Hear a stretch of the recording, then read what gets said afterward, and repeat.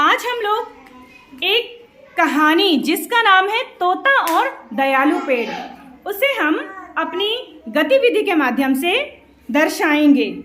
ठीक है, तो तोते को रास्ते में कौन कौन से पेड़ मिलते हैं? बताइए, कौन सा पेड़ मिला? मीठे जामुन का, खट्टा मीठा अनार का पेड़ और कड़वा नीम का पेड़ मिला। तो चलिए हम लोग शुरू करते हैं अपनी गतिविधि। नमस्कार साथियों, आज हम स्कूल रेडीनेस के अंतर्गत आपको एक कहानी सुनाना चाहते हैं जिसका शीर्षक है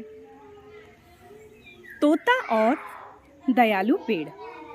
एक घने जंगल में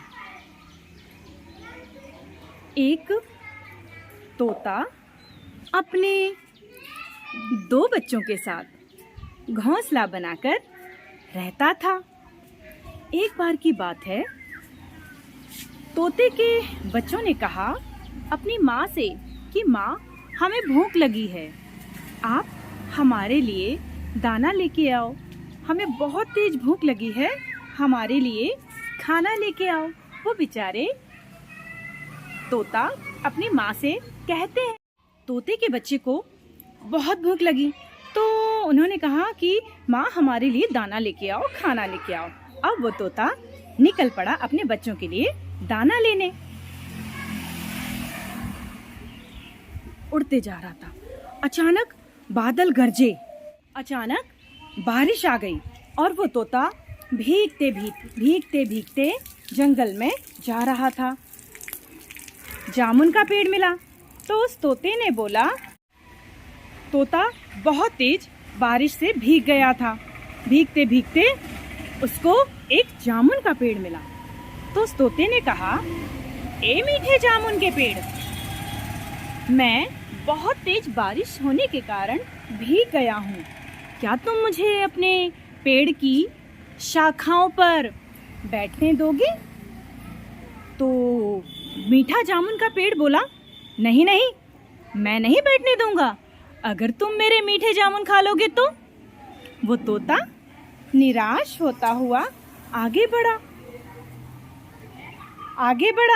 धीरे धीरे वो उड़ रहा था। धीरे धीरे तोता आगे बढ़ता गया, धीरे आगे बढ़ा। अब तोते को मिला एक मीठे अनार का पेड़। तो उस तोते ने कहा, ए मीठे अनार के पेड़, क्या तुम मुझे अपनी शाखाओं पे बैठने दोगे? तो मीठे अनार के पेड़ ने कहा, नहीं, मैं नहीं बैठने दूंगा, अगर तुम मेरे तने को अपने पैर के नाखूनों से छील दोगे तो। बेचारा तोता निराश होता हुआ आगे बढ़ा।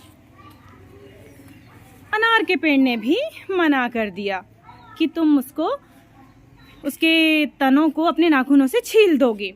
अब धीरे धीरे तोता उड़ता गया। अब तोते को मिला एक कड़वे नीम का पेड़। क्या मिला? एक कड़वे नीम का पेड़। कहा, एक कड़वे नीम के पेड़, क्या तुम मुझे अपनी शाखाओं पर बैठने दोगे? मैं बहुत थक गया हूँ, बहुत तेज बारिश होने के कारण मेरे पंख भीग गए हैं।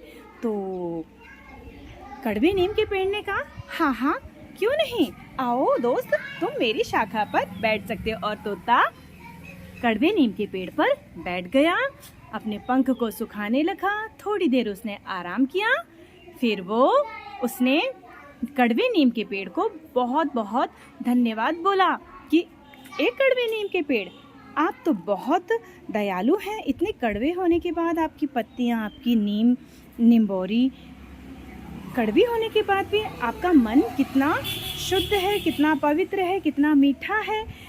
तो आपका जो दयालु भाव है वो मुझे बहुत अच्छा लगा, उसके लिए बहुत बहुत धन्यवाद। और तोता कड़वे नीम के पेड़ को धन्यवाद बोलकर वो अपने बच्चों के पास उड़ गया।